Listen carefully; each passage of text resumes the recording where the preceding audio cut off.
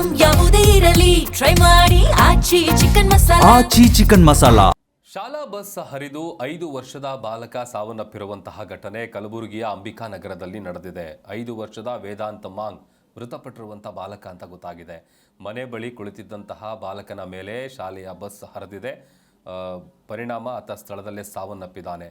ಮೃತದೇಹವನ್ನು ಜಿಮ್ಸ್ ಶವಾಗಾರಕ್ಕೆ ರವಾನೆ ಮಾಡಲಾಗಿದ್ದು ಕುಟುಂಬಸ್ಥರ ಆಕ್ರಂದನ ಮುಗಿಲು ಮುಟ್ಟಿದೆ. ಸದ್ಯ ಸ್ಥಳಕ್ಕೆ ಟ್ರಾಫಿಕ್ ಪೊಲೀಸರು ಭೇಟಿ ನೀಡಿ ಪರಿಶೀಲನೆ ನಡೆಸಿದ್ದಾರೆ.